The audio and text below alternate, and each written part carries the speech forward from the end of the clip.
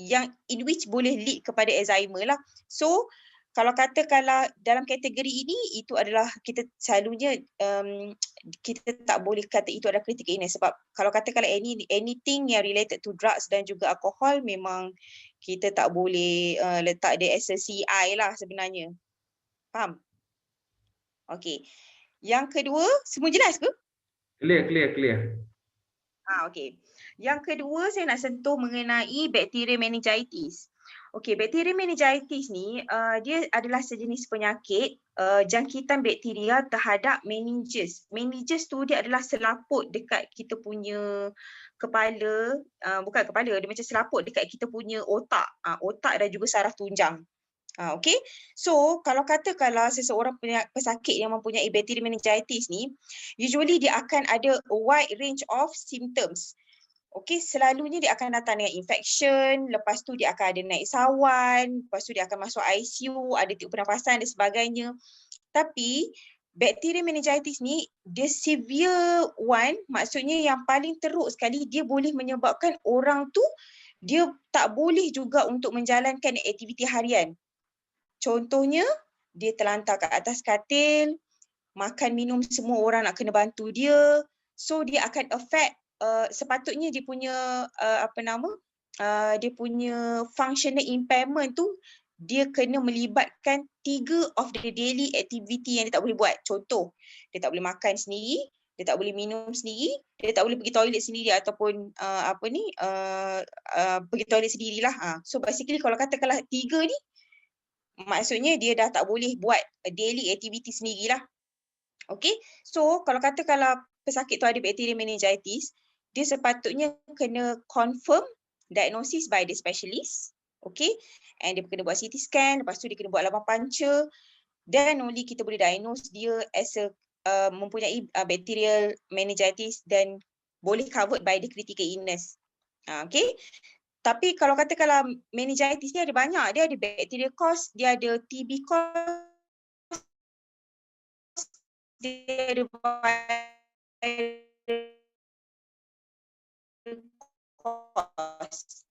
Tapi kalau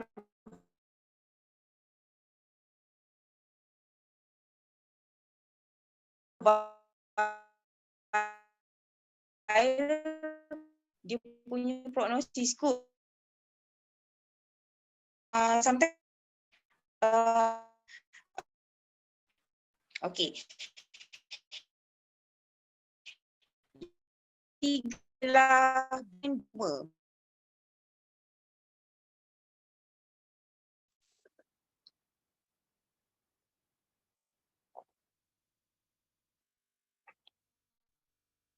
terputus ke? Doktor pakai line internet ke line wifi ke line wifi. Okey, terputus sikit. Okey, sambung doktor. Okey, sorry saya sambung Okey, so yang ketiga saya nak terangkan mengenai benign brain tumor. Apakah maksud benign brain tumor of specified severity? Benign brain tumor tu maksudnya adalah ketumbuhan pada otak. Okey. Benign tu maksudnya dia bukan kanser. Okey, maksudnya apa-apa jenis ketumbuhan pada otak lah, and tidak semestinya kanser. Okey.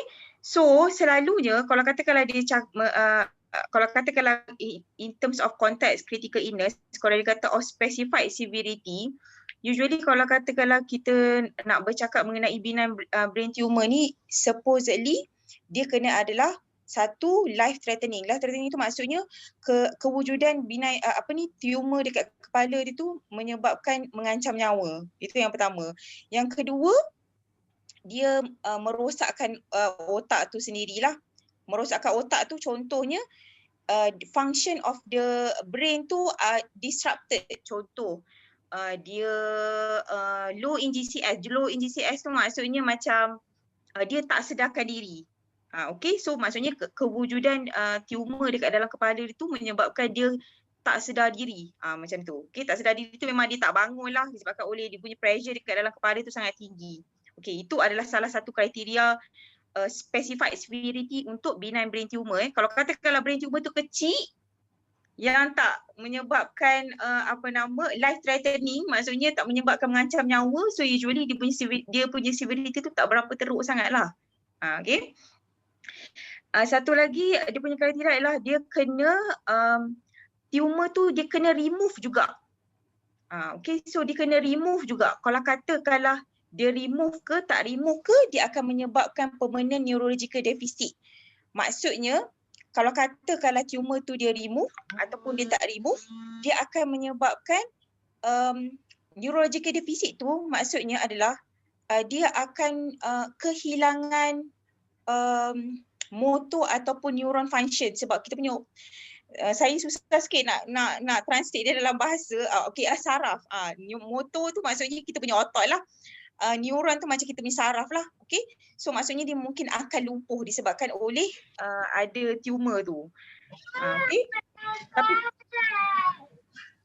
Okey, lepas tu kriteria yang last sekali adalah kalau katakanlah benign brain tumor, sepatutnya dia kena confirm pada diagnosis daripada neurologis dan juga neurosurgeon. So dia ada dua tau. Neurologis tu adalah yang medical punya, neurosurgeon tu yang buat operation punya. Okay, so dia kena buat MRI, CT and everything. So confirm diagnosis.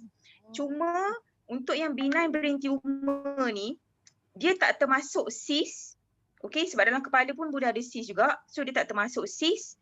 Granuloma. Granuloma ni dia macam tisu yang keras lah basically. Okay. Selain daripada tu dia tak termasuk juga malformation of the artery ataupun vein. Malformation of the artery ataupun vein dekat dalam kepala kita kan ada banyak vessels dan sebagainya kan. Salur darah dan sebagainya kan. Okay, so kalau katakanlah pembentukan salur darah tu tak betul, so dia boleh juga menyebabkan pendarahan dekat dalam kepala. So itu pun tidak di-cover dalam konteks benign brain tumor ni tau. Okay, ataupun macam tumor dekat pituitary gland. So dekat dalam kepala kita ni ada banyak. Otak tu banyak sangat. So dekat tengah-tengah tu ada satu kelenjar kita panggil pituitary gland. So kalau katakanlah orang yang ada tumor kat situ, dia tak akan menyebabkan mengancam nyawa. Dia hanya akan mengganggu dia punya fungsi. Contohnya dia hidung tak berbau, macam tu saja. So usually yang itu adalah bukan konteks critical illness lah. Yang kat situ pun itu bukan dalam konteks benign brain tumor lah. Sepatutnya kalau benign brain tumor tu dia mesti satu mengancam nyawa, yang kedua dia akan menyebabkan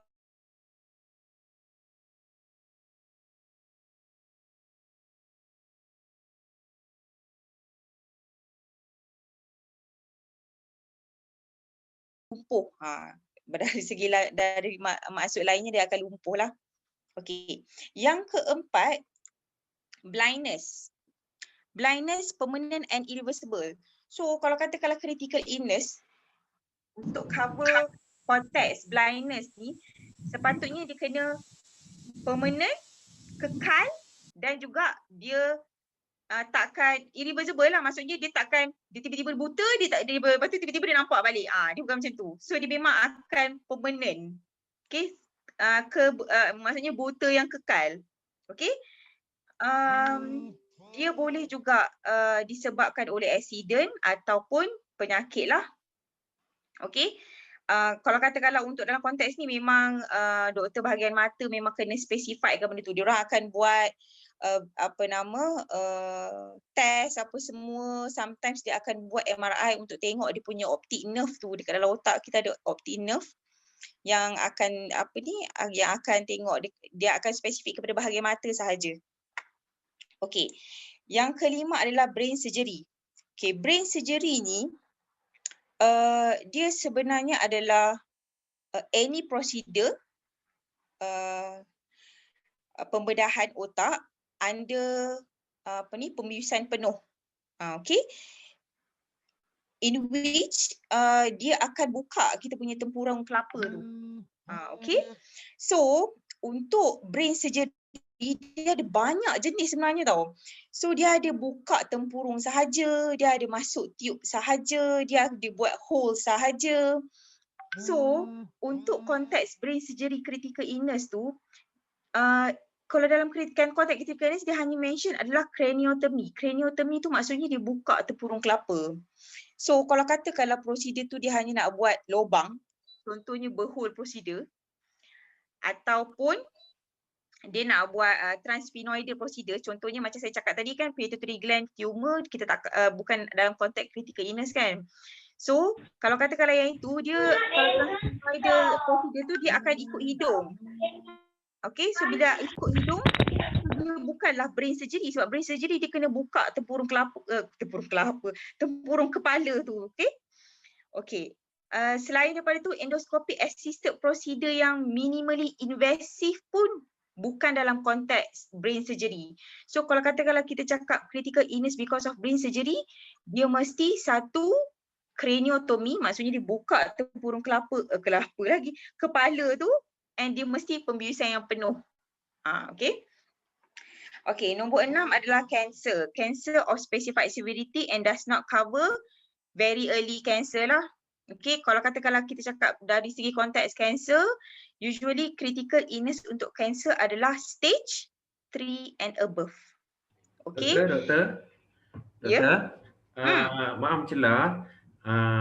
Okey, saya rasa mungkin kalau ada soalan doktor, bolehkah kita tanya terus by macam contoh macam siapa dari bahagian kanser nak tanya ke, boleh kita tanya terus kan doktor Boleh. Okey. So kepada you all DMJ kalau nak tanya contoh kanser tu yang macam mana yang tak faham terus tanya jangan tunggu sampai ke akhir sebab banyak dia punya penyakit ni. Kalau ada yang nak faham dapat info terus tanya tu. Okey, sila sambung doktor. Jap, saya nak tanya tentang blindness tadi boleh? Okey, boleh. Sabar. Mata tu kalau sebelah sahaja yang tak berfungsi dikira kritikal ke atau kena dua-dua? Okey, kalau untuk definition tu dia tak cakap sebelah ataupun dua belah. Okey. Dia hanya cakap permanent and irreversible loss of sight as a result daripada accident ataupun illness. Okay, so kalau katakanlah nak kena tahu nak tahu sama ada etika cover ke tak cover apa semua tu, memang kena back to company itself lah, sama ada benda tu dia merujuk kepada satu mata saja ke ataupun dua mata saja ke, tapi sepatutnya satu mata buta pun dia kena cover lah. Okey. Okay, tapi itu kena tanya balik kepada company itu itself. Tapi sebab dalam konteks untuk critical illness dia tak cakap, dia tak mention. Okey doktor, nak tanya yang pasal blindness lagi. Okey, kalau masa dia buat test tu kan, kan dia ada rate punya vision. Kan selalunya dia memang permanently, memang dia kadang dia nampak macam kabur-kabur je ke, itu dah consider ni tak blindness tak, tapi memang tak nampak kan, dia ada rate dia kan, kalau bila sebut dia tetap permanently, cuma rate dia tu mungkin kurang, dia cuma boleh nampak sama-sama aje macam tu.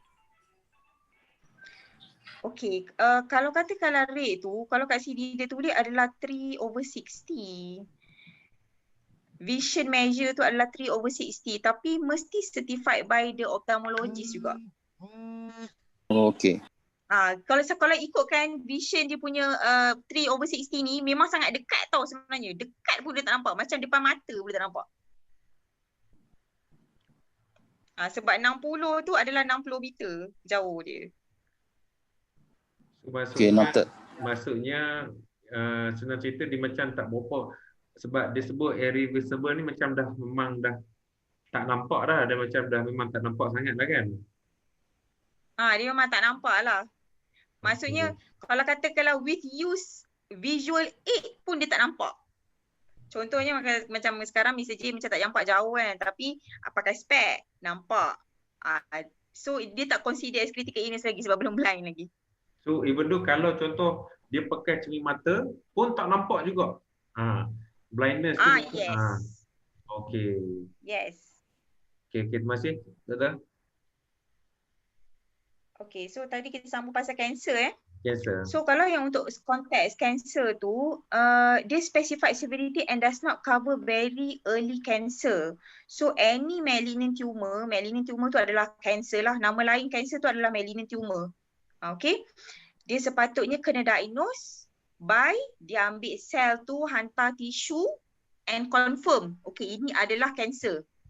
Then only kita boleh cakap, okay, ini adalah cancer, bukan ketumbuhan biasa. Okay. And kalau dalam konteks kanser ni, dia ada banyak tau. Sometimes kita hantar, kita panggil HPE, histopathology. Maksudnya kita hantar sel tu untuk dibaca dekat lab. Usually dia ada banyak, dia akan bagi tahu sama ada dia pre-malignant. Pre-malignant tu maksudnya dia belum lagi kanser tapi dia macam nak mengubah, sel tu nak berubah jadi kanser.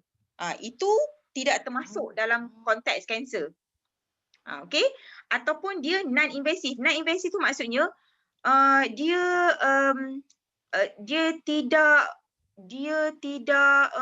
invasive tu macam dia punya sel tisu tu dia macam invade ke dalam macam tu. Okay, sebab kita punya tisu lain ada banyak. See, kalau dia punya bila histopatologi tisu tu dia keluar, dia kata ini bukanlah non-invasive. Non-invasive ni memang merujuk kepada bukan kanser. Okay. Yang ketiga, karsinoma in situ. Karsinoma in situ tu maksudnya kanser tu hanya ada kat situ saja.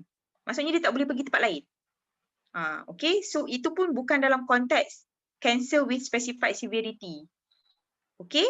Ataupun sel tisu tu adalah borderline cancer. Macam bila baca dekat lab tu, lab kata, oh, it can be cancer, it can be not.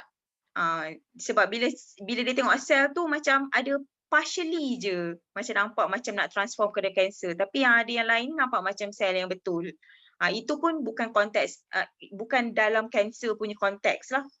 Okay, so kalau yang untuk kanser ni dia mesti late stage, okay, selalunya adalah stage 3 and above. Okay, kalau dalam konteks critical illness ni, dia dah bagi tahu siap-siap dah.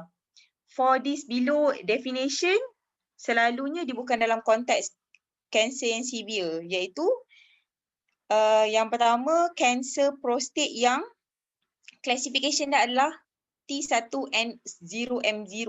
Maksudnya, prostate tu dia hanya dekat layer yang pertama sahaja. Itu bukan cancer yang severe lah sebenarnya. Okay. Ataupun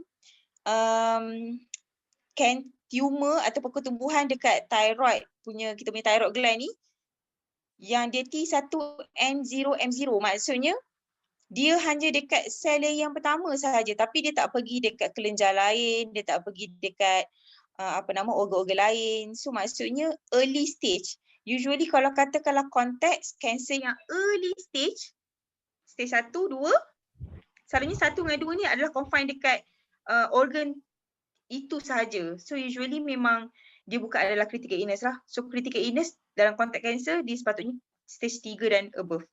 Sama juga kalau leukemia pun sama juga. Stage 3 and above baru dia termasuk dekat dalam golongan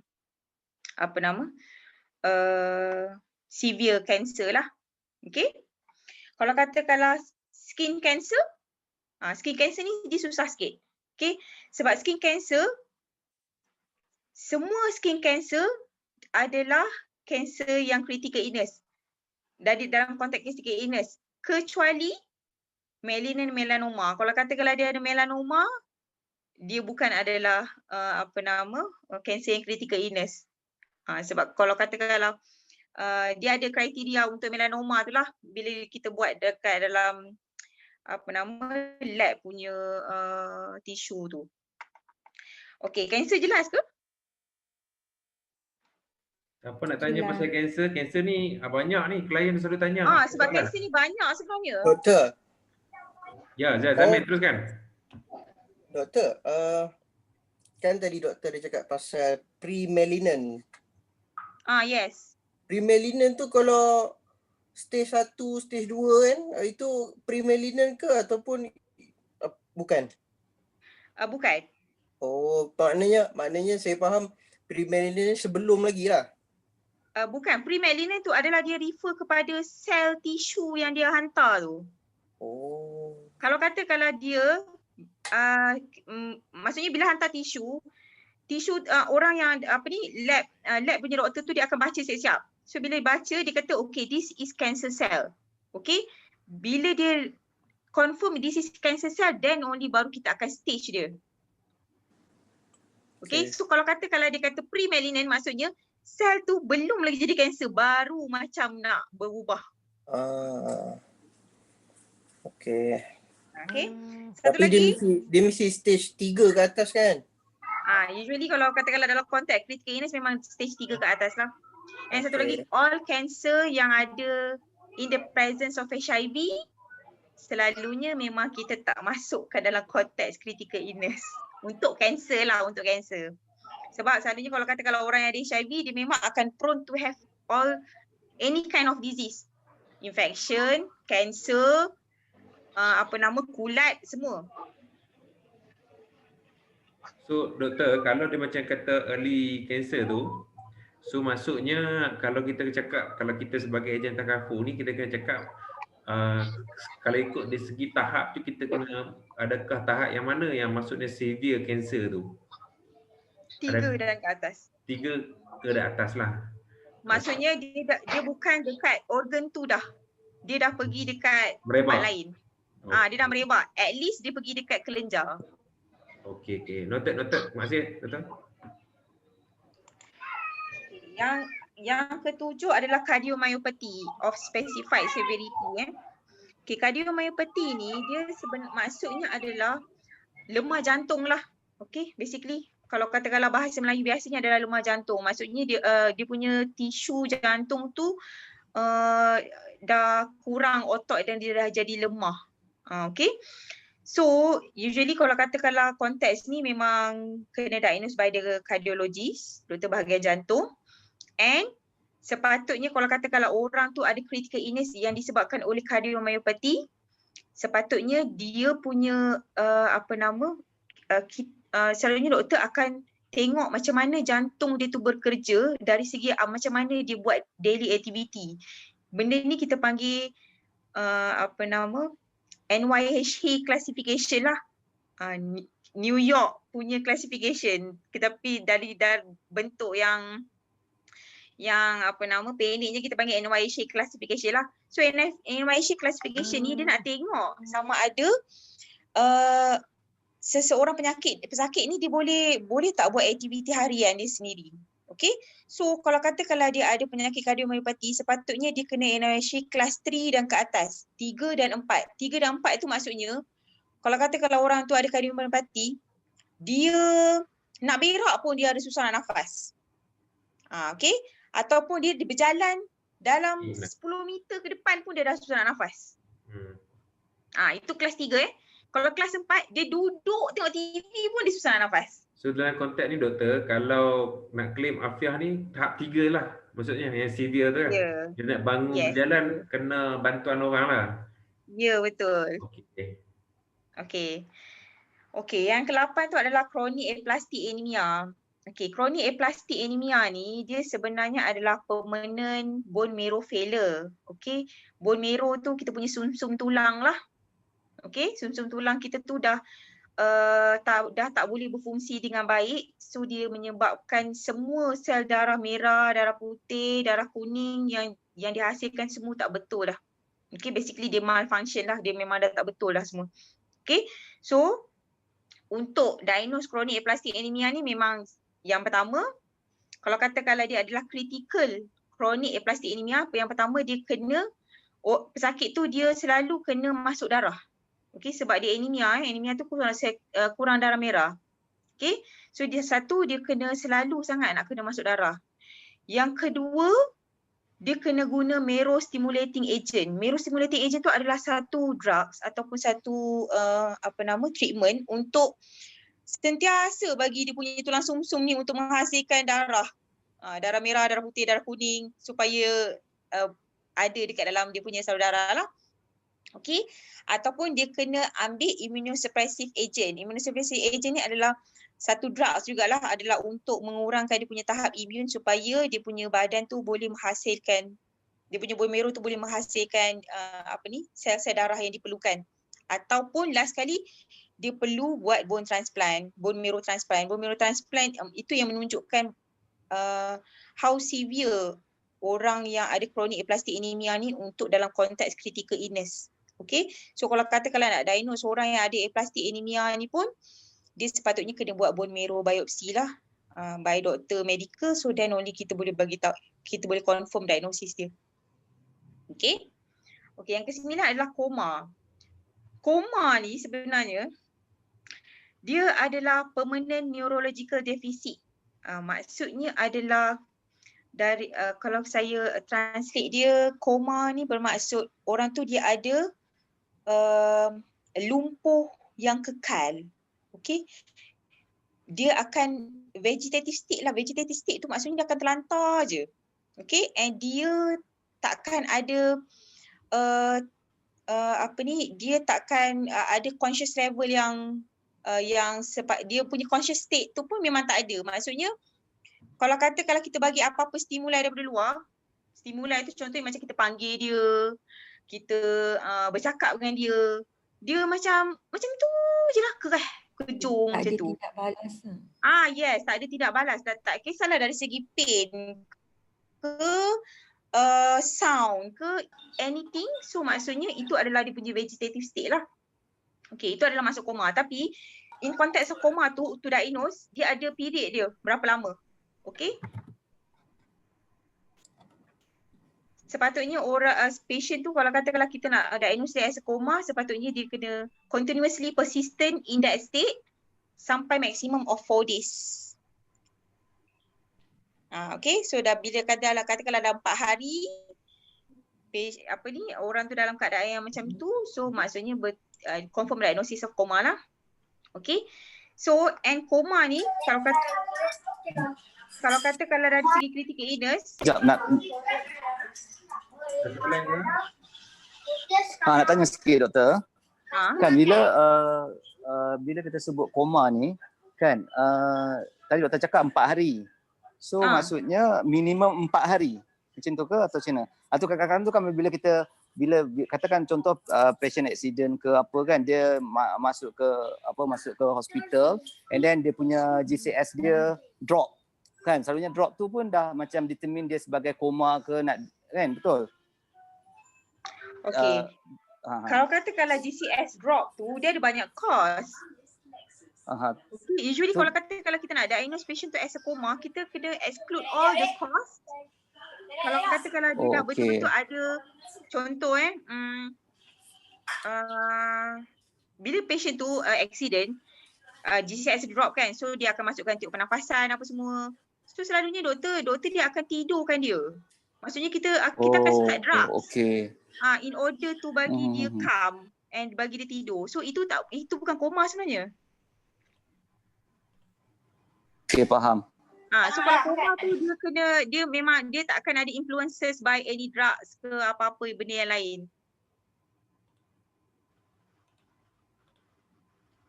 Okay, jelas. Okay. So kalau katakanlah yang koma because of alcohol dengan drug abuse pun memang kita tak boleh take into account untuk critical illness jugalah. Betul. Okay doktor, nak tanya sikit. Macam kita tengok ada isu macam dia koma 2 bulan, lepas tu dia jangka kan. So macam tu, is it because dia punya brain dia tak main function ataupun macam mana? Sebab kalau macam dari segi kita insurans kan, kita mesti ada stage dia kan untuk berapa lama. Macam tadi doktor cakap 4 hari, kalau tak jaga consider koma. Tapi ada saya maaf lah, macam saya tengok ada setengah kes tu dia koma and then sampai family dia minta dia matikan terus ataupun mungkin atas sebab-sebab tertentu kan. Jadi maksud saya tu macam after 2 months suddenly dia wake up. So macam mana itu consider critical coma ataupun macam mana? Sebab ada setengah dia koma terus, dia pingsan terus kan. Dia macam teruslah. Ada setengah dia boleh jaga balik. Yang apa nama, yang koma dalam 2 bulan apa semua tu maksudnya dalam ICU ke? Yang tu saya tak sure lah sebab sebab dia senario dia macam ni. Kita tengok dalam movie, dalam cerita ada benda macam tu. So of course question ni dia akan timbul daripada customer jugalah. Dia akan tanya benda-benda macam ni. Cuma kita nak tahu macam mana kita nak tackle, nak bagi customer understand tu dari segi bab koma ni. Okey. Kalau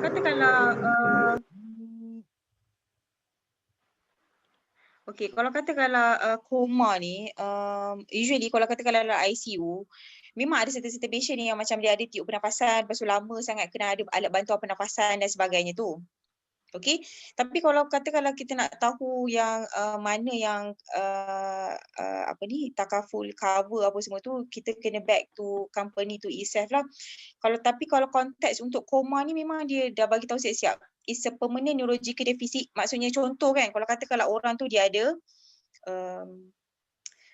stroke dekat ada banyak tempat, tapi kalau katakanlah dia dekat MCA punya bahagian, maksudnya dekat middle punya bahagian, dia memang akan menyebabkan regardless of macam mana pun memang patient tu memang tak akan bangun. Kita dah tahu dah prognosis tu macam tu. Okay, so kalau katakanlah untuk konteks koma ni memang kita perlukan time, selalunya memang 4 days and above tu memang kita dah tahu dah. Okay, patient ni memang akan koma, dia akan ada permanent neurological deficit, dia memang tak akan bangun, dia memang akan dependent dengan life support. Kalau katakanlah kita cabut ke tak cabut ke, memang dia akan depend dengan yang tu. Okay, so usually in context of koma ni, doktor akan bagi tahu dah siap-siap. Okay, patient ni kita nampak macam dia punya dia punya kita panggil prognosis lah ataupun tahap kewarasan dia tak bagus, kita dah off dah ubat tidur apa semua, tengok dia memang tak bangun langsung. So basically kita dah tahulah dia punya brain tu memang tak function. Okay, so kalau doktor ICU dia memang akan ada ways dia, sama ada dia akan tanya sama nak ke mana kita nak bawa patient ni pergi. Sama ada kita nak bawa dia ke terminal extubation. Terminal extubation maksud kita akan cabut tiup pernafasan tu, ada certain orang akan tanya tu kan, nak cabut tiup, atau yang kedua untuk organ donation, kalau katakanlah organ dia bagus lah. Okay, atau yang ketiga kita akan biarkan dia pergi dengan sendiri je lah macam tu. Okay? Natural death lah. Yes, natural death. So tapi saya tak, sepanjang saya jaga ICU, saya tak pernah lagi ada patient yang nak claim etika, nak claim insurans ke ataupun apa-apa tu untuk diagnose dia as a coma waktu patient tu dalam ICU. Betul. Cuma kalau macam plan, contoh plan Afiah ni kan, kita punya plan Afiah ni, dia syarat dia jangan selepas diagnose daripada 68 penyakit tu, jangan meninggal dalam tempoh 30 hari. Faham tak? So meaning that, dia hari yang ke-31 boleh hantar claim etika. Itu syarat jangan dia. Meninggal, macam mana? Jangan meninggal dalam masa 31 hari. 31 hari. Antara 68 penyakit tu, contoh diagnose, patient tu kena survive selama 31 hari. Sebulan lah. Sebulan, okay. Yes. So baru hari ke-31 tu baru dia boleh claim Afiah. Kalau hari kedua dia meninggal, dia tak layak lah. I see. Tapi itu etika takaful punya ni lah kan. Ya. Mungkin nak. Tapi saya rasa nak relatekan tu mungkin kita kena tengok dari segi mungkin syarat dia. Kalau koma mungkin dia kata maksudnya koma yang berpanjangan kot, mungkin dari segi etika lah. Ya. Mungkin cuma bulan. Saya rasa mungkin mungkin orang pun tak tahu kalau katakanlah lebih daripada 4 hari tak bangun apa semua tu, tapi doktor akan bagi tahu. Kalau katakanlah doktor kata okay, this patient memang tak akan bangun, kita dah tahu dah siap-siap. Kita dah tahu dah prognosis untuk dia punya penyakit ni memang akan jadi macam ni. So selalunya family members kena dah faham lah waktu tu sebenarnya dia memang takkan sembuh baik. So kalau katakanlah 4 hari, sebab orang selalunya kita pun tak tahu dalam 4 hari tu sebenarnya kita dah dalam konteks koma, dah boleh dah diagnose orang tu dalam konteks koma dan sebagainya. Okey, satu soalan Doktor. Ataupun J mungkin ni. Koma ni hari pertama tu dikira masa ICU ke atau selepas dia dipindahkan ke ward?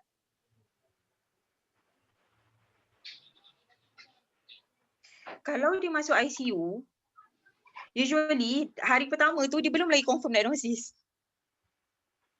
Sebab dia nak buat CT brain. Maksudnya dia punya treatment tu masih lagi ongoing tau. Contohnya ada pendarahan dalam otak yang menyebabkan dia kita terpaksa tidurkan dan sebagainya. So kita tak boleh nak diagnose patient tu as a coma lagi. Okay, so kalau as a coma tu tahap macam mana tu doktor yang doktor rasa yang senang kami nak senang nak explain kepada pelanggan kami tu? Yang Okay. Koma yang menyebabkan yang saya cakap tadi lah permanent neurological deficit. Maksudnya dia memang akan permanently hilang daya untuk bangun, berjalan, bercakap, external stimuli semua tak boleh nak tak boleh nak respon. Tapi yang koma yang seumur hidup lah panggil koma seumur hidup. Yes, yes.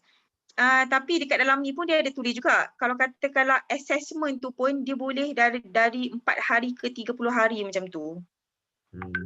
So sebab itulah dalam ICU ada patient yang macam terlampau yang lama macam dah sebulan, 2 bulan apa semua tu. So usually kita dah tahu dah. Ini memang dah dalam permanent neurological deficit lah, memang dia tak akan bangun, akan depend dengan ventilator. Clear. Okey. Okay. Jelas ke koma? Sikit lagi. Silakan. Okey.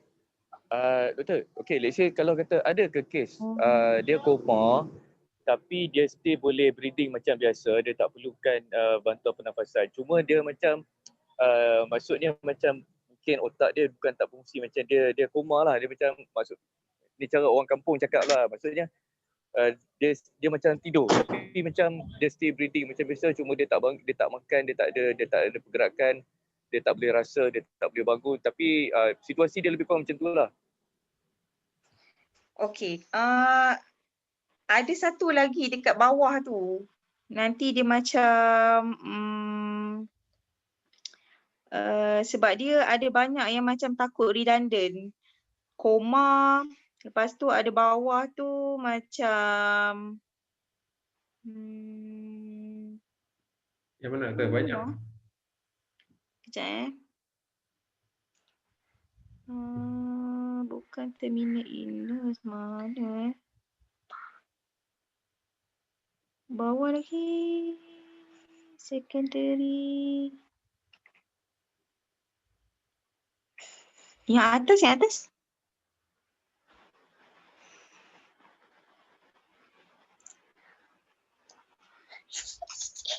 Tu loss of independence tu.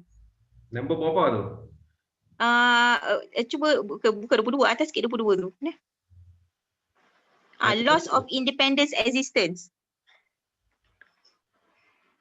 Nanti bila cakap pasal loss of independence existence tu pun orang akan keliru juga dengan koma.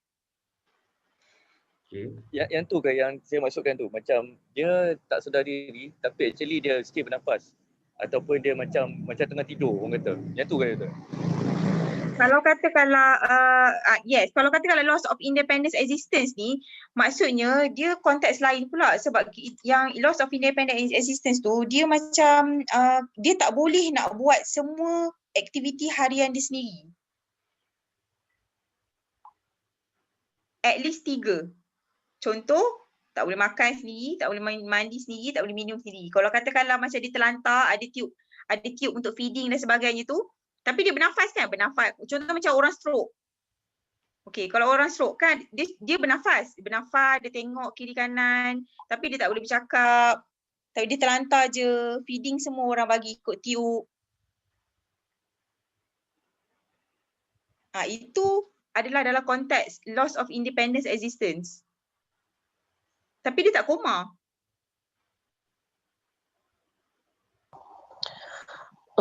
Tapi kan doktor, dia pesakit itu perlu berada dalam keadaan sedemikian dalam tempoh sekurang-kurangnya 30 hari selepas didiagnos untuk sakit tertentu itu. Baru dia boleh claim. Betul ke fahaman saya begitu?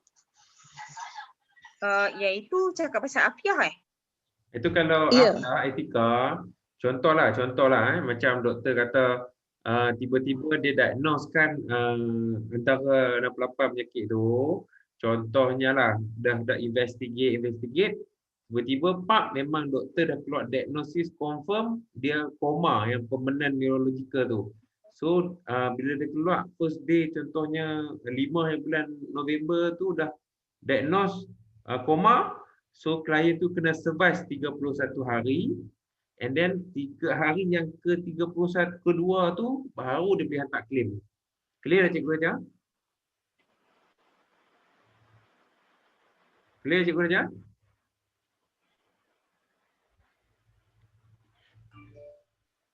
Mana Cikgu Raja? Jadi clear tak? Okey, sambung. Maknanya kalau ha. kena koma sebulan dululah. Ya, dia kena koma. Bukan maksudnya koma sebulan, sabar dia. Contohnya dia diagnose dia first day tu, memang betul dia diagnose koma, doktor kata permanent neurological tu, and then klien tu dia kena survive 31 hari. Faham tak? Maksudnya masa dalam hospital pun boleh lagi diagnose tu. Yang pasti dia kena hidup selama 31 hari. So hari yang ke-32 tu boleh hantar claim afiah. Okey, maksudnya macam ni, kalau maksudnya the first day yang kita kira untuk 30 hari tu, setelah patient melalui semua assessment daripada doktor. Betul. Dan dapat result, baru doktor dapat result katalah 25 hari selepas dia masuk hospital tu. Okay, dapat result, itu baru dikira first day. Betul. Dalam afiah punya claim. Betul. Yes, clear. Yeah, alright. Teruskan doktor. Sorry, so maknanya bukan 31 day after dia masuk lah kan. So kalau kata 4 hari, 34 days after dia masuk lah. Lebih kurang itu, betul? 34 days maksudnya? Sebab dia katalah macam tadi yang saya faham, dia masuk, doktor diagnose dia, so after 4 days baru doktor proclaim dia koma, betul? So makna 30 hari selepas tu baru 31 hari lepas tu baru dia boleh claim. Ya. So campur semua roughly about dalam 35 hari lepas dia first day dia masuk tu baru boleh claim lah. Okay. Betul. Okay, teruskan doktor. Okey, yang ke-10 ni adalah coronary artery bypass surgery lah. Okey, so semua orang tahu kot yang ni open heart surgery. Adalah untuk yang operation jantung yang kita buat bypass lah. Okay. So kalau katakanlah dari segi konteks coronary artery bypass surgery ni, untuk above definition ni selalunya dia tak cover untuk angioplasty. Angioplasty ni usually dia hanya masukkan balun je. Okay, balun lepas tu dibuka dia punya saudara tu. Okay.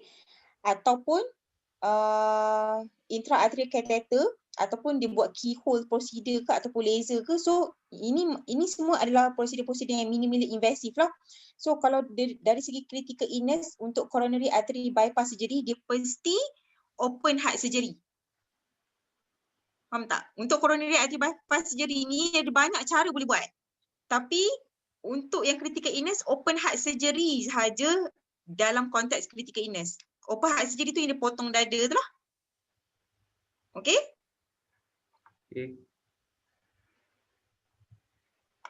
Okay.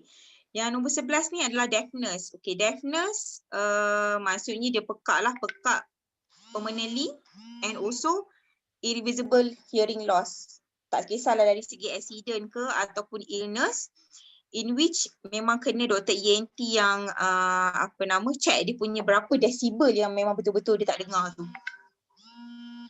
Okay. Yang nombor 12 tu adalah encephalitis. Okay, encephalitis ni usually dia adalah infection dekat kita punya selaput dekat kepala jugalah. Okay, usually dia memang akan menyebabkan permanent inability to perform daily punya activity. Kalau katakanlah dia punya radang tu sangat teruk, dia memang akan menyebabkan permanent functional impairment. Okay, selalunya patient memang akan lumpuh, akan bedridden, daily activity pun tak boleh buat, makan minum semua orang nak kena buatkan untuk dia, and minimum assessment tu pun sama juga, kena 30 days apply. Okay, and sepatutnya dia kena certified by the neurologist juga. Okay, tapi encephalitis yang disebabkan ada presence of HIV infection tak termasuk dalam critical illness. Okay? Okay, yang ke-13 tu adalah end stage liver failure. Okay, end stage liver failure tu fahamlah fungsi hati yang dah dekat end stage lah, maksudnya memang dah failing. Okay. So usually kalau patient yang ada end stage liver failure ni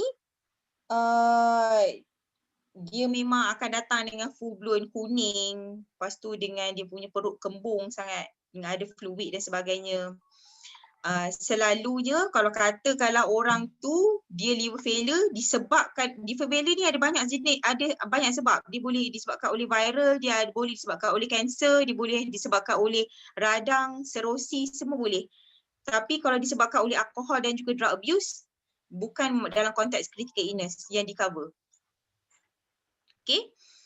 Okay, yang ke-14 tu adalah end stage lung disease. Okay, end stage lung disease ni dia menyebabkan orang tu dia ada chronic respiratory failure. Maksudnya seseorang tu dia ada masalah paru-paru yang menyebabkan dia sentiasa kena guna oksigen dekat rumah. Itu yang pertama. Lepas tu dia punya impairment dekat dia punya paru-paru tu adalah permanent. Okay, permanent di mana bila kita tengok test tu, dia punya volume of the lung tu pun sikit je. Okay. Ataupun patient tu dia sentiasa akan ada susah nak nafas walaupun dia dalam keadaan rest. Maksudnya dia duduk pun dia rasa susah nak nafas. Okay. So itu adalah maksud end stage lung disease. Okay. End stage lung disease ni ada banyak lung disease lah. Can be COPD kita panggil. COPD tu adalah chronic obstructive pulmonary disease. Okay, yang disebabkan oleh orang itu ada smoke yang teruk ke apa semua tu. Okay. So itu adalah dari konteks untuk yang end stage lung disease lah. Okay, so sepatutnya dia kena ada permanent oxygen therapy kat rumah. Kita panggil LTOT. Okay. Itu baru dia critical illness untuk yang end stage lung disease. Okay, yang ke-15 tu adalah full blown AIDS. Okay, full blown AIDS ni dia adalah third stage of HIV infection. Okay, di mana dia punya T cell count tu adalah sangat rendah yang menyebabkan dia punya tahap immunity badan tu memang sangat rendah yang menyebabkan dia susceptible untuk dapat infection dan juga cancer lah. Kalau dia ada full blown AIDS, then only patient tu considered as ada critical illness. Okay, yang ke-16 tu adalah fulminant viral hepatitis. Fulminant viral hepatitis ni dia sebenarnya adalah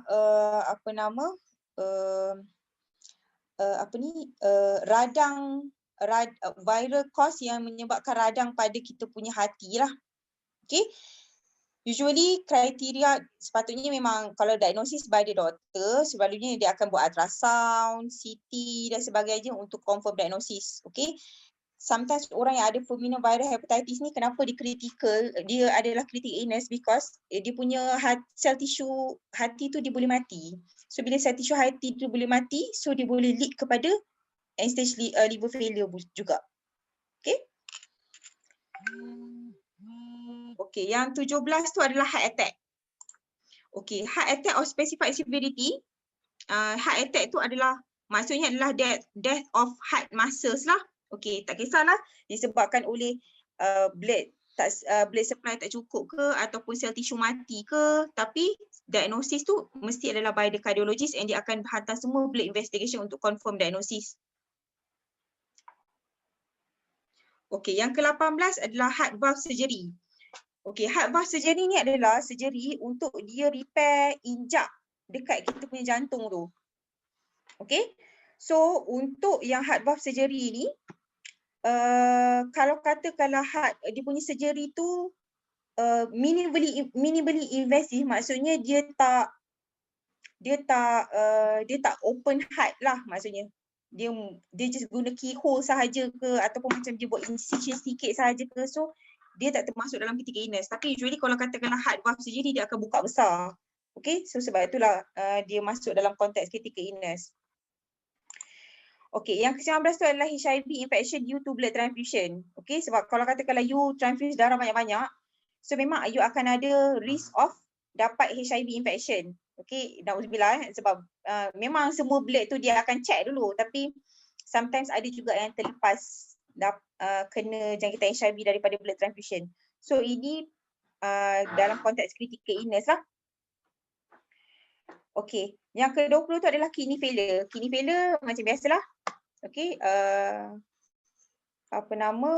kidney failure, tahu kan, patient yang dia punya fungsi buah pinggang tu dah failing, so yang dia require dialysis. Okay, dialysis ataupun dialysis yang sampai dia dah kena buat kidney transplant, tukar buah pinggang. Okay, yang nombor 21 ni, yang nombor 21 ni yang saya cakap tadi lah, loss of independence existence. Maksudnya, the loss of independence existence result of permanent inability lah untuk perform at least 3 of dia punya daily activity. So, dia punya period berapa lama kita nak kena access dia adalah dalam 6 bulan. Okay, then only kita boleh cakap dia ada loss of independence existence. Okay, 22, loss of speech, sama ada total, permanent ataupun irreversible. Okay, dia bisu, sama ada dia ada dari segi kekal atau kekal completely ataupun memang dia tak boleh nak reverse balik lah dia punya bisu tu. Okay, so minimum assessment kalau nak tanya, kalau macam bisu ni, kalau macam contoh kita tengah cakap, kita normal lah ni, macam contoh Tia Abraham cakap normal, selalu tiba-tiba suddenly bisu disebabkan sakit apa kebiasaannya tu? Selain daripada accident lah, accident, bisu, selain daripada accident yang boleh menyebabkan bisu lagi? Usually kalau katakanlah bisu ni, doktor ENT lah yang akan confirm diagnosis. Okay, dia can be by injury ataupun illness dekat kita punya vocal cord. Okay. Maksud ada Sebab kat kita punya peti suara tu lah. Ada tonsil lah, Abang? Tonsil kamu tak. Tonsil bukan ni, peti suara dalam lagi. Peti suara masalah tu kan. Okay, baik. Masih kan? Okay, 23 tu adalah major head trauma. Okay, major head trauma kalau dalam konteks critical illness, dia result in permanent inability to perform activities of daily living juga. Okay, sama. Sama ada head trauma tu akan menyebabkan permanent function impairment and sepatutnya dia kena verified by the neurologist lah. So kena buat CT dan sebagainya. Okay, so usually kalau katakanlah major head trauma tu selalunya patient akan datang, dia ada bleed dekat dalam otak, dekat di selaput, dekat dalam ventricle, dekat dalam tengah-tengah ruang, semua. So itu memang kita dah panggil major head trauma lah. Maksudnya ni everywhere dia bleed. Okay, so usually kalau katakanlah patient macam ni, dia memang akan impair dia punya daily activity. Usually dia akan vegetative state, maksudnya dia akan terlantar sahaja. And usually kita akan assess dia minimum period dia adalah 3 bulan. Okay, sebab kadang-kadang orang yang ada major head trauma ni, dia boleh je kita cabut tiup pernafasan, dia bernafas semua sendiri, tapi dia terlantar lah. Okay, yang 24, major organ ataupun bone marrow transplant. So ini kalau katakanlah patient tu ada heart disease ke, ataupun lung disease ke, ataupun liver failure ke, kidney failure ke, pancreas ke, yang menyebabkan diorang menyebabkan diorang kena buat organ transplant. So ia adalah salah satu dalam konteks untuk critical illness jugalah. Okay, bone marrow transplant tu macam yang contoh yang aplastic anemia tu. Okay, so dia kena buat bone marrow transplant, dia kena tukar dia punya susun tulang tu. Okay, tapi kalau katakanlah stem cell transplant, dia bukan dalam konteks critical illness. Okay. Okay, 25 adalah medullary cystic disease. Medullary cystic disease ni dia adalah penyakit dekat kita punya buah pinggang. Buah pinggang kita banyak structure, so dia dekat dalam buah pinggang tu. Okay, and usually benda ni adalah keturunan. Okay, so kalau katakanlah orang yang ada medullary cystic disease ni, memang kidney dia makin lama akan makin failing lah. So dia akan dapat end up dia akan progress kepada kidney failure. So usually kalau katakanlah kita nak confirm diagnosis, memang kena buat biopsi. Okay, yang 26 motor neuron disease. Okay, motor neuron disease ni dia sebenarnya adalah permanent neurological deficit with persisting of clinical symptoms yang selalunya memang kena diagnose by the neurologist. Okay, sebab motor neuron ni dia banyak, sebab dia sama ada dia doktor memang kena diagnose dia betul-betul sama ada motor neuron disease ni adalah dekat higher up dekat kepala ataupun dekat tengah-tengah dekat kita punya saraf tunjang ataupun dekat kita punya bahagian hujung. Okey, sebab dia memang ada bahagian dia sendiri. Okey. Sometimes dia doktor akan neurologist akan bila dia katakanlah dalam konteks motor neuron disease ni contoh penyakitnya adalah spinal muscular atrophy. Spinal muscular atrophy itu pun sebenarnya adalah penyakit genetik juga. Tapi kalau katakanlah dari segi konteks ini sepatutnya dia akan ada permanent neurological deficit. Maksudnya lama-lama dia memang motor neuron function. Motor tu kita punya otak tau. Neuron tu kita punya saraf. So dia punya function of kita punya otak dan juga saraf tu akan terjejas. Okay, permanently. Usually kalau katakanlah mula-mula dia boleh berjalan, lepas tu dia lama-lama tak boleh jalan, lepas tu dia akan duduk je. So dia memang progressive illness. Banyak penyakit ni sebenarnya, tapi nak saya terangkan satu lagi ke? Tak apa doktor terangkan. Cuma doktor boleh terangkan secara ringkas lah. Kita tengok sampai tahap mana yang kita sempat pada malam ni. Jadi kalau sampai tahap mana yang kita sempat, insya-Allah kita akan buat juga nantilah sesi yang kedua untuk sambung, sebab kita malam ni sampai 68 mungkin kita tak ada nak cover. So saya rasa kita ada lagi 15 minit, mungkin doktor boleh habiskan sampai 38 kot. Insya-Allah mungkin kita buat sesi kedua sampai yang tambahan ni. Kita teruskan. Okay. Setakat ni faham kalau yang untuk motor neuron tu memang susah sikit sebab benda tu neurological punya diagnosis. Faham betul.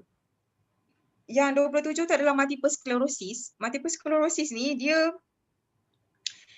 adalah disease of kita punya saraf juga.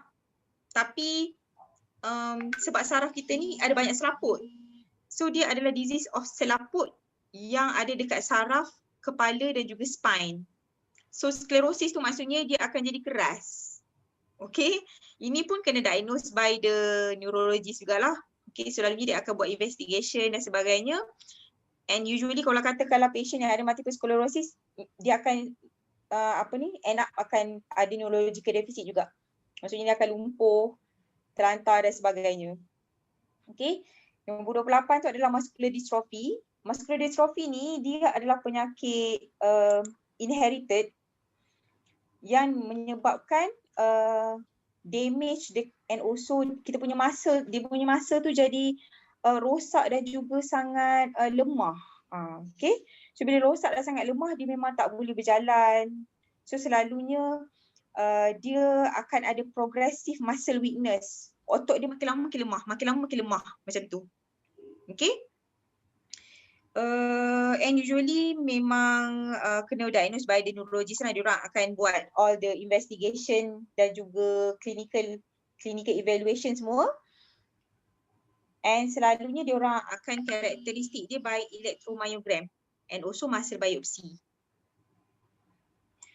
Okay, 29 occupational acquired HIV. Kalau occupationally acquired HIV ni contohnya macam siapa-siapa yang kerja staff nurse ke, doktor ke, kan kalau katakanlah handle HIV patient, so dia akan ada high risk to get infected by all these people. So kalau katakanlah dia dapat occupational acquired HIV ni memang consider as critical illness lah. Okay.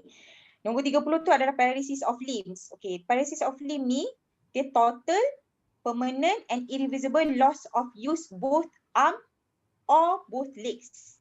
Okay, sama ada dua-dua belah tangan ataupun dua-dua belah kaki. Tak kisahlah dia disebabkan oleh illness ke ataupun injury. Okay, so sepatutnya dia kena punya assessment adalah as minimum as 6 bulan. Okay, nombor 31 tu adalah Parkinson disease. Okay, Parkinson disease rasa macam semua tahu kot. Okay, selalunya Parkinson disease ni dia akan menyebabkan permanent inability. Kalau katakanlah dari segi konteks critical illness orang yang Parkinson disease ni sepatutnya dia tak boleh nak buat aktiviti activity of daily living dia sendiri. Okay, dia tak boleh dia tak boleh nak control dia punya self. Okay, kalau katakanlah dia berjalan pun dia akan ada dia punya gait dia sendiri kan. Okay, and sepatutnya dia kena diagnose by the neurologist jugalah. Okay, lepas tu nombor 32 tu adalah primary pulmonary arterial hypertension. Okay, pulmonary arterial hypertension tu dia sebenarnya adalah dekat kita punya paru-paru pun dia ada salur darah. So salur darah yang dekat paru-paru tu dia high pressure. So yang menyebabkan bila dia high pressure dia akan lead to right side heart dia akan fail. So right side heart dia akan jadi kembang dan bengkak. Okay. Yang ini pun classification dia lebih kurang sama dengan yang cardiomyopathy tu sebab dia macam interrelated. Okay. So pulmonary arterial hypertension ni dia punya salur darah dekat paru-paru tu dia high pressure. So bila high pressure, darah yang daripada jantung tu tak boleh nak pergi ke paru-paru. So bila tak boleh nak pergi ke paru-paru, dia akan accumulate dekat jantung. Okay, so bila accumulate dekat jantung, heart tu akan failing lah. Okay, so classification ni orang tu mesti ada, macam saya cakap tadi lah yang NIHA class tu, yang New York Heart Association punya class tu, dia mestilah 3 dan 4. Baru dia dalam konteks critical illness. Okay, 33 serious coronary artery disease. Saya rasa lebih kurang sama je dengan yang konteks coronary artery disease yang saya terangkan tadi, cuma dia progresif sajalah. Okay, 34 stroke. Okay, stroke resulting in permanent neurological deficit with persistent of clinical symptoms lah, in which dia punya brain tissue tu dah mati. Okay, disebabkan oleh tak cukup supply ke, bleeding ke dan sebagainya. Okay, and usually kena confirm by CT ataupun MRI and also by the neurologist. Okay, assessment dia kena as minimum as 3 bulan. Okay, tapi kalau katakanlah dari konteks stroke ni, yang bukan critical illness, stroke ni ada banyak tau. Yang bukan critical illness adalah TIA. TIA tu adalah transient ischemic attack. Ada serta-serta orang yang stroke, dia datang kan, tiba-tiba dia sengit mulut je. Lepas tu dah okey dah. So dia bukan dari segi dalam konteks critical illness stroke. Sebab dia transient je, dia sekejap je dia punya attack tu.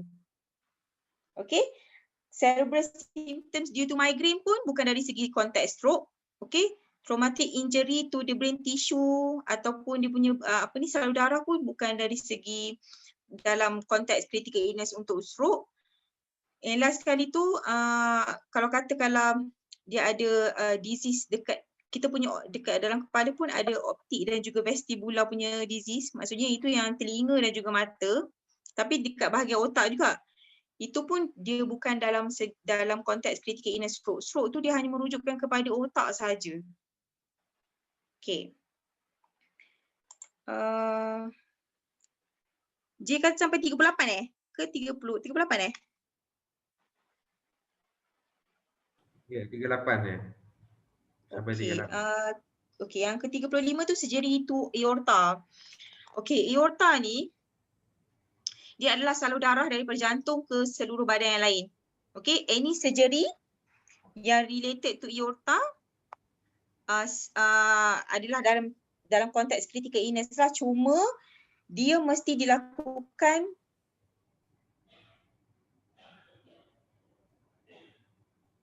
Oh, sudah. Dengar tak tu? Line Jeng. jam.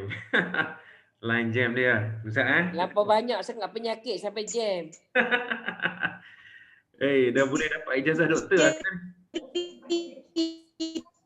dia mestilah dia minimalkan dalam konteks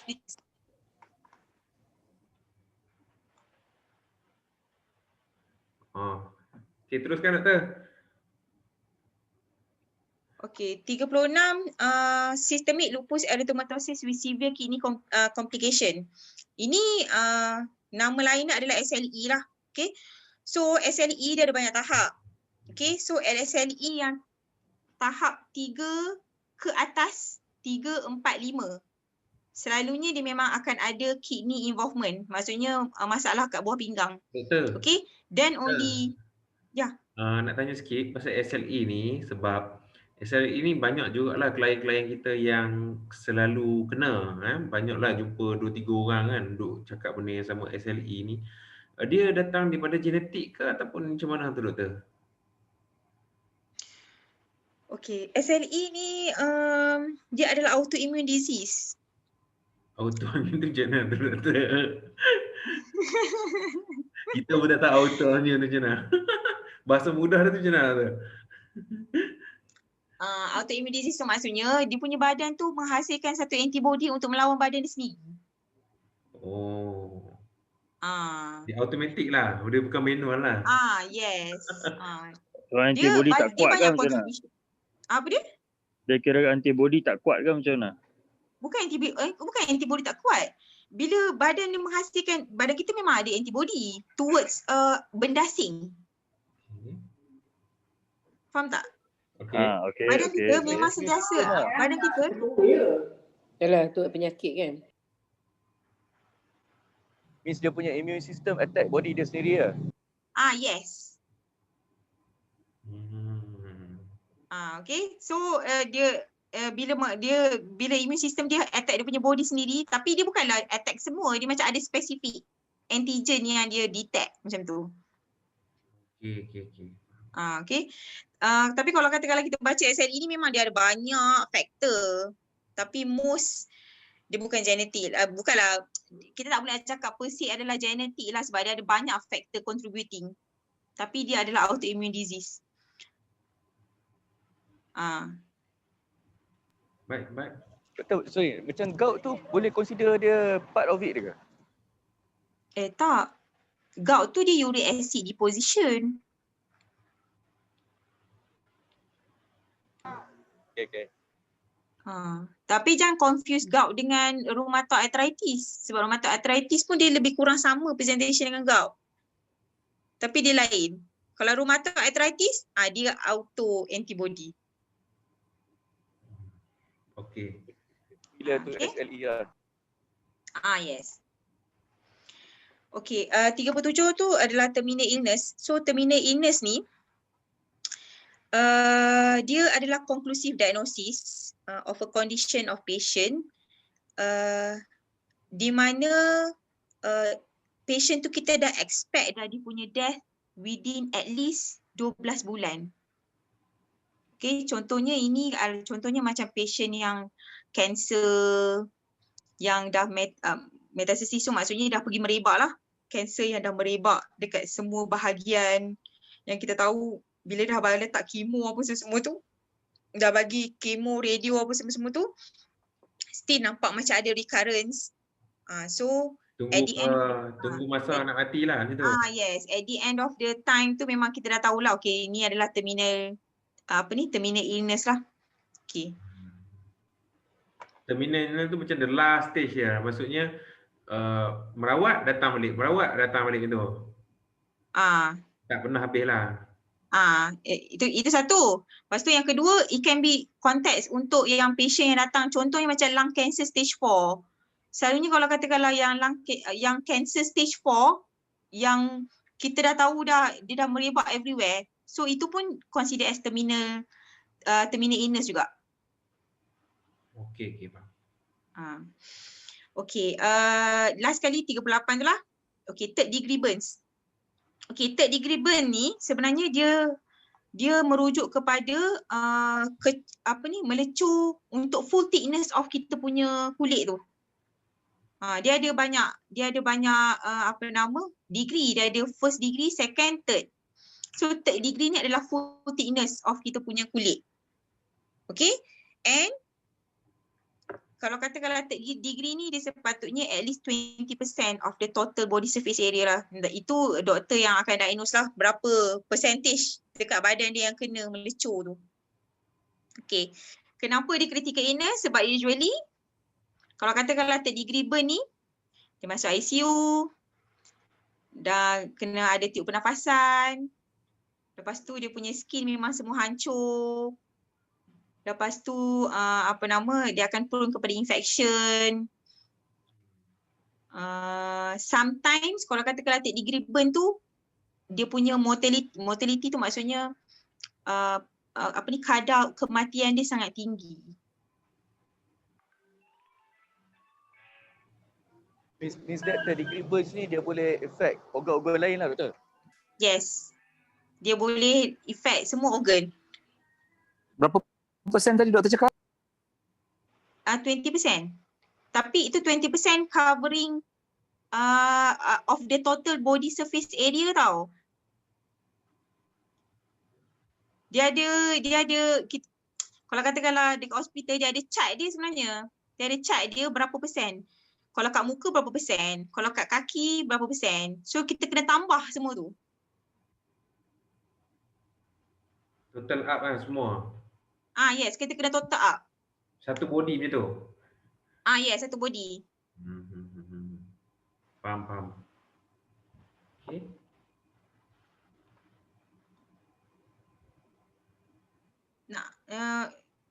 Mr. G, nak habiskan ke? Tak perlu, dia rasa sampai 38. Kita dah sampai pukul 10. Okay, insyaAllah kita akan buat sesi yang kedua. Terima kasih doktor. Kita akan buat sesi kedua untuk cover lagi berapa banyak kita rasa nak cover hari ini. Tak habis.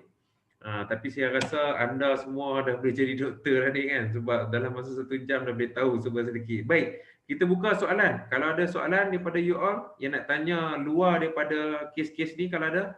Bukan senang kita nak dapat konsultan daripada doktor ni. Ada soalan? Silakan. Soalan selain-lain je ataupun ada experience jumpa klien ke, dia tanya soalan macam ni ke, ataupun klien bagi quotation, minta quotation dah ada sakit ni, macam mana, ada soalan ke? Silakan. Yang lain-lain? Okay doktor, nak tanya sikit. Okay, let's say kalau kata macam kanser kan. So daripada first stage, second stage tu, selalunya yang tu kita tak tahu kan yang kita kena kanser because dia diagnosis as a normal sickness. Betul tak doktor?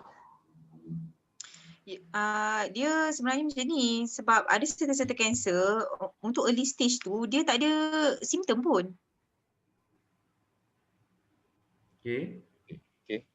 So sometimes bila katakanlah dia datang tu, contohnya macam prostate, bila dia datang tu sometimes dia dah late stage. Baru sedar. 3 dan ke atas. Bila dah ada simptom, bila dah simptom tu contohnya bila dia kencing tu dah berdarah. Bila dia pergi tengok sebenarnya dah stage advance. So macam mana kalau macam kita dalam badan kita tu nak tahu dah ada dah stage 1, stage 2, adakah antibody tu melemah kan, ada rasa macam lain ke macam mana tu? Selalunya kalau katakanlah tengok juga kalau katakanlah cancer usually sometimes patient akan ada satu kurang selera makan. Lepas tu dia punya berat tu turun mendadak. Okay, itu dua ni adalah subtle symptom yang sometimes orang rasa macam negligible benda tu. Tapi sebenarnya dia ada. Okey. Tapi usually kalau katakanlah macam early stage, yang senang nak detect adalah breast cancer lah, sebab usually kita akan buat examination. Kalau katakanlah macam yang kanser dalam perut, dalam usus apa semua tu, sebab tak nampak kan. Sometimes kalau katakanlah kanser usus, orang patient akan datang dengan macam selalu berak cair. Tapi dia tak perasan pun sebenarnya itu adalah abnormal untuk dia. Bila katakanlah dia berdarah, baru dia rasa macam ni tak normal ni. Baru pergi jumpa doktor. Tapi masa tu sebenarnya dia punya kanser tu dah agak besar. Okey. Baik. Ada soalan lain lagi? Ada satu soalan lagi sebelum kita berakhir. Kau ada soalan? Ada ke? Tak ada Okay, tak ada. Alright. So, tak ada, terima kasih diucapkan kepada Dr. Diana di atas perkongsian